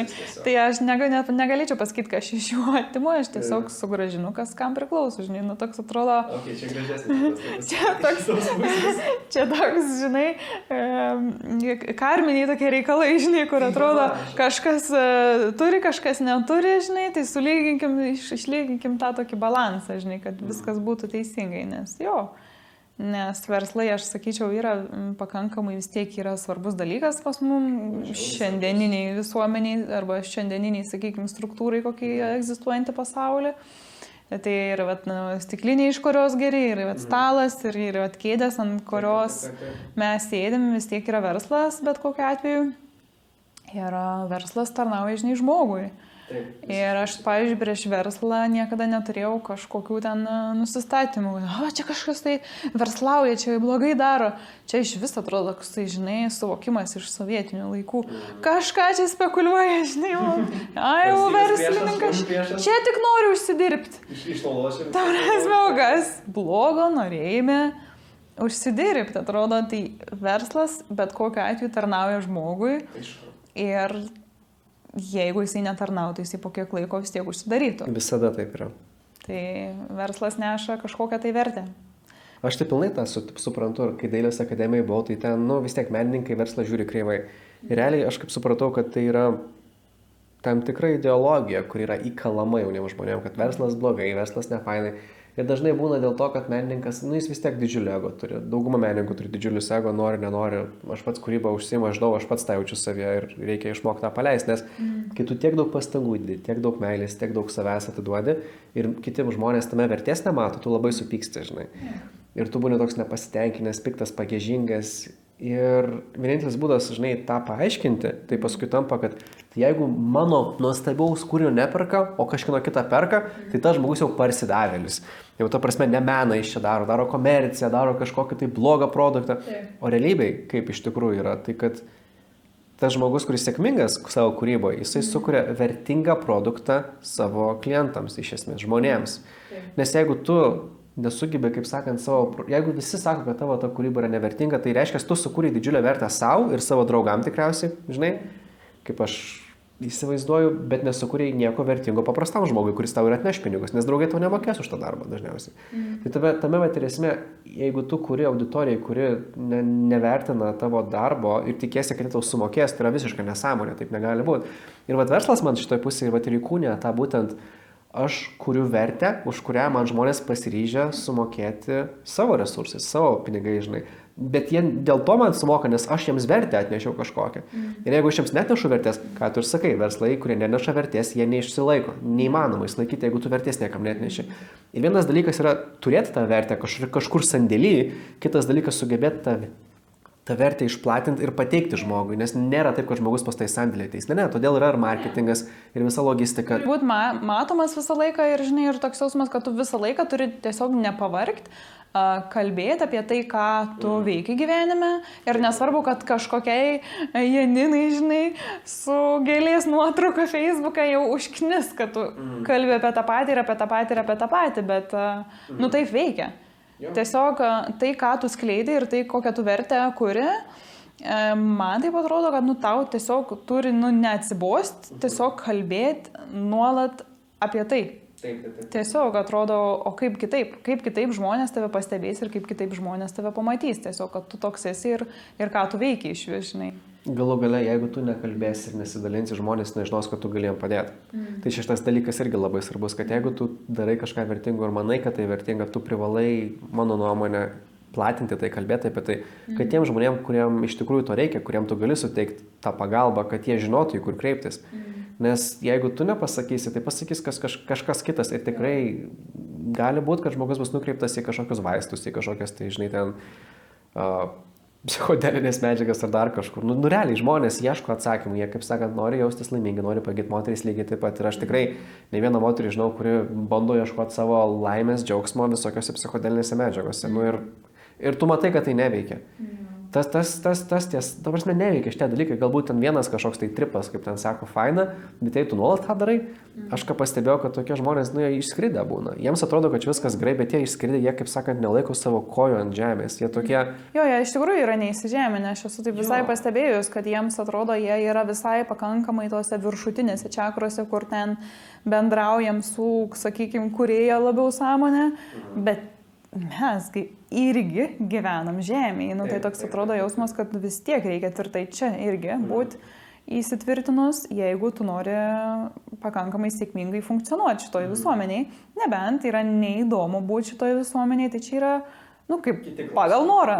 Kiti klausimai, jeigu nesinori, tai irgi nieko nėra to blogo, bet dažniausiai tai tikslai tų žmonių tai nesutampa. Tikslas tai ir visą laiką kažką tai pasiekti, žinai, o įsižeminimo kažkokio tokio nenori, nes, pavyzdžiui, yra žmonių, kurie nori dirbti su kitais žmonėmis, žinai, bet jie iš tikrųjų išskridę kažkokie. Taip, esu matęs. Kaip atrodo, tu padėsi arba kaip tu palydėsi tą kitą žmogų kažkur, ne, kur jo ten, sakykime, yra tikslai, jeigu to žmogaus, ne, sakykime, tavo kliento, sakykime taip, tikslai yra pakankamai žemiški. Taip. O tu ten bendrauji su būtybėm kažkokiom, žinai. Na, aš nesakau, čia kažkaip blogai. Ne, viskas su tuo tvarkoju, bet tiesiog, nu, netitinka, žinai. Taip. Jeigu žmogui reikia operacijos, nu, tai tu nepadėsi su savo, kaip sakant, tripais. Tu savo tripais gali padėti, jeigu žmogus jau, kaip sakant, žino, kad nedaug liko gyvenimo laiko gyventi, tu galėjom padėti papasakoti apie tos kitos pasaulius, kurias tu matai, žmogui tai atneš ramybės kažkokios. Nu, tas pats, kas ateina prieš mirtį, kunigas ateina papasakoti, žinai, apie, žinai, religiją ir panašiai. Nu, žmogus apsiramina, jam tikrai padeda. Taip. Bet jeigu dar nemerdė žmogus, tai davai, gal tu tą operaciją, žinai, pasidaryk, išsispręsk tas problemas, jeigu tai įmanoma, o ne tripink ten kažkur aukštai, nes dar nelaikas. Aš manau, kad viskam yra laikas ir vieta, bet gal su tai žmonėm neįsižeminusiais, jiems atrodo, kad jie ne visada pastebi, kur kam yra laikas ir vieta. Va čia va problema. Ir aš atsimenu, kažkada buvau vienam feste ir žmonės pardavinėjo tokį gėrimą, kaip ten tas kažkokia tai kava ar arbata, bet indiška, čajus, jo. Ir jie tą čajų pardavinėjo ir aš atsimenu komandą ir vienas komandos narys biškiai išskridęs. Ir karočią aš matau, kaip jisai padaro klientui čajų, bet ten tu matai, kad to čajus vandens tiek, o tada tų prieskonių irgi lygiai pusė puodelio prieskonio ir pusė puodelio, žinai, vanduo. Ir jie net išsiskaidė ir aš žiūriu, kaip baisiai atrodo tas žmogus geria. Sako, sako, neblogai. Ir tada kita kolegė pasižiūri, ką jis ten geria, sako, ką tu padarei, tugi jam pusę prieskonių, kas tau yra? Aš maniau, kad čia viskas gerai, žinai. Aš maniau, kad čia skridė. Ne, sako, negerai, kad mes per nuo, žinai, padarysim. Žmogus išskridė, žinai. Ir va tokių aš pastebėjau dalykų, kad nėra, negali tiesiog savo ribų pasakyti ir išreikšti savo tokio poreikio, kad man nefaina ir aš negersiu tokio dalyko. Jo, vienas nemoka ribų išreikšti, kitas, kaip sakant, išskridęs ir nesąmoningą produktą pateikė. Ir realiai, bet aš kalbėjau su tai žmonėm, kurie tos čajus ten daro. Labai geri žmonės, labai faini, tikrai. Daug šnekėjom, daug nuoširdumo buvo, tikrai siekia gero, nori gero ir padeda žmonėm kaip gali, bet problema, kad kartais, kai tu neįsižeminęs, tu pridarai keistų dalykų. Ir tau atrodo, kad čia nieko tokio, bet iš tikrųjų kitam žmogui gali būti labai daug problemų po to, nes jis geria karočią puodelis, pusė tiek prieskarių karočią ir tiek vandens, aš gal ko aš čia dar, baisiai atrodo. Jo, man kažkaip labai dabar tu papasakoji ir kažkaip atrodo visai priminė tas moteris, žinai, kai kurios jos tokios irgi, jom vyksta kažkas gyvenime, ne taip, kaip atrodo, ne tai, kad tinkama, bet visai ne taip, kaip jom patiktų, kad... Ne taip, kaip net nori. Ne taip, kaip noris, kad visai vyktų, jos visai ne tame, žinai, yra. Ir dažniausiai aš pastebėjau, kad jom kažkaip sudėtinga yra išreikšti ir pasakyti, kad, ne, man, žinai, taip netinka, aš norėčiau taip ir taip. Arba, tarkim, mano poreikis yra toks ir toks, man būtų faina, kad tai būtų būtent. Ir atrodo, nėra to balso savo, žinai, nėra atsakomybės kažkokios už tą savo kažkokį tai balsą, kad jisai yra fainas, reikšmingas, turės kažkokią, nežinau, kažkokią įtaką kažkam ir atrodo, nėra to tokio kažkokio suvokimo, kad tai, ką aš sakau, yra svarbu irgi. Čia toks, man tai skamba, kaip sako liaudės, stuburo neturėjimas. Taip, iš esmės gal ir galima taip pasakyti, toks jo. Atstovėjimas už tai, kuo tu, kaip tu sakai, savo ribų neužtenka turėti galvoj, savo ribas turi įkūnyti, ar ne? Angliškai enforce, priversti, ta prasme, pastatytą tvorą, žinai, jeigu tu darysi, kas peržengia mano ribas, bus problemų ir tada, jeigu žmogus vis tiek peržengia, padarytas problemas, kad žmogus žinotų, žiūrėk, jeigu tu taip su manimi elgsis, bus blogai ir žmogus toliau elgis ir tu privalai tada padaryti blogai ir tada žmogus, okei, aš maniau, tu čia meluoji, čia žaidi dabar, aš matau, kad jeigu blogai elgsiuos, žinai, gausiai nosį, tai gerai, kad gavai nosį dabar, žinai, ir jis toks, ačiū, supratau dabar. Taip. Aišku, tikriausiai versija bus netokia. Ir ypač moterim tą reikia žinoti, jeigu vyras daro nesąmonės, tu privalai, kaip sakant, jį priversti jaust pasiekmes tų nesąmonės. Taip, nes aš esu pastebėjus, kad situacijos, kur dažniausiai jos kažkaip neišsako iki galo, kad jom, nefaina, kad su jomis taip elgias. Tai dažniausiai arba šeimoje, vyras kažkur tai jis dažniausiai kažkaip elgesi ir jos, kažkaip jom pakankamai sudėtinga pasakyti, ko jom iš tikrųjų noris. Vyras, aišku, jis nenuskaitysgi, ko noris. Arba dar yra kita situacija dažniausiai tokia būna, kur, darbe. Su tais viršininkais, žinai, kad viršininkai daro, ką nori. Ten, žinai, visiškai nesiskaito ir, moterim toks bet jis čia toks yra, tiesiog, čia tokia asmenybė. Bet ne, atrodo, kodėl turėtų, žinai, būti, toks atrodo, Kaip tu sakai, aišku, šeimoje vyras tikriausiai nesistengia kažką blogo moteriai padaryti, jis, kaip tu sakai, dažnai nesupranta, neišgirsta, gal savo mintyse sėdi ir tu turi tas savo ribas parodyti jam. Taip, poreikius kažkokius išreikšti. Ir kad kaip svarbu tas ribas ne tik išsigalvoti, ne tik sukurti, atsiprašau, bet tuo pat metu ir priversti kitus jas pamatyti, žinai. Kaip dažnai moteris turi ateiti, kiek kartų apsilankyti, kad pamatytų pokytį, žinai. Bet šitas man yra įdomus. Kiek laiko trunka tas kaučinimas, žinai? Jo. Tai vėlgi čia, žinai, labai yra taip individualu, todėl kad vienai atrodo moteriai yra labai aiški, konkreti situacija. Šiaip jai viskas gyvenime kaip ir daugiau mažiau neblogai einas, bet yra kažkokia viena situacija, kur jai tiesiog jau nebepavyksta, žinai, išmastyti ir išgalvoti, ką reiktų daryti toliau, kokiu keliu pasukti ir atrodo, arba kur konkrečiai slypi problema, žinai. Tai jai kartais užtenka vienos arba dviejų sesijų, kad jinai tiesiog pajustų tą visiškai tokį aišku suvokimą ir tokią ramybę, kad čia visiškai yra teisingai taip, kaip aš darau ir taip, kaip aš kokį atsakymą gavau dabar iš savo kūno, taip ir yra teisingai, žinai. Bet jeigu moteris, žinai, sakykime, jau daug metų iš eilės, sakykime, ten viskas spaudė, viskas ten tiesiog buvo užgniaužta ir taip toliau, ir nei ten kažkokių labai, sakykime, savo taisyklių turi. randasi kažkokiuose ten vaidmenyse, kur jinai visai net nenori būti, žinai, malonumo jokio, žinai, tokio gebėjimo gauti, įsileisti, žinai, visą tą gerovę iš erdvės, iš visatų, sakykime, irgi, nu, va, to dalyko, nu, net nėra. Tai jo, tai tiesiog reikia visiškai kompleksiškai taikyti tam tikrus žingsnius, o pradėsim nuo to. Pirmiausia, dažniausiai nuo ko aš pradedu, tai aš visą laiką įsiaiškinu, o ko vat nori ta moteris, kas jai iš tikrųjų yra svarbu, kokia yra jos ta vizija, kas jai yra svarbiausia gyvenime, ko iš tikrųjų noris. Jo, kas labiausiai uždega, žinai, kas labiausiai įkvėpia, kame jai yra energijos veikti, žinai, o ne iš kažkokio, kad vat būtinai reikia. Tai vat šitas pirmas yra žingsnis, žinai. Ir dažniausiai antras žingsnis, kuris yra, nu, toks visiškai esminis, tai ir pereit per visus tuos dalykus, tuos visokius savo vidinius diskomfortus, kaip ten emocijos ar tie mąstymo modeliai, tam, kad vat, juos pereit, nu, vat, reikia labai, žinai, su tuo savo vidum susidurti ir tiesiog vat, akis į akį tiesiai pažiūrėti tai, kas ten yra tuo metu. Tai per visus tuos savo iššūkius, vidinius barjerus perėjus, atrodo, pradeda, žinai, vat kūnų tekėti visą energiją. Staiga, žinai. Ir kai pradeda tekėti, ir tada ir prasideda visi va tie suvokimai, atradimai, aiškumai visokie, nes mes jo, atrodo, kažkaip vis prisirenkam tų dalykų pas save, žinai, kūną, į galvą ir visur prisirašom ir po to mums, nu, toks triukšmas viduj, kad mes, nu, tiesiog atrodo nebegebam suvokti, kas mums yra teisinga, faina ir kas mus įkvepia, žinai. Tai va tokie dalykai pagrindė, žinai. Tai va tokie du pagrindiniai žingsniai, vėliau, aišku, vėliau labai, žinai, individualiai yra. Jo. Ir aš va dar kartą apie tas ribas noriu tik grįžti, nes norėjau dar pasakyti, kad tos dvi mokslininkės, apie kurias sakiau, kur, kaip sakant, buvo bloga darbo situacija dėl vadovų.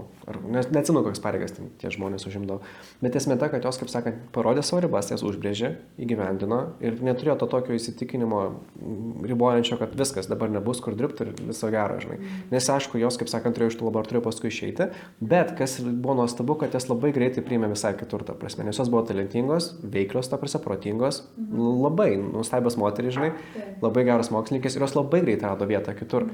Ir tada su manim šneka, sako, aš neįsivaizduoju, kad aš čia taip ilgai buvau, žinai. Man netiko ta erdvė, man buvo blogai ta erdvė ir, kaip sakant, aš čia priėmiau sprendimą ir išėjau.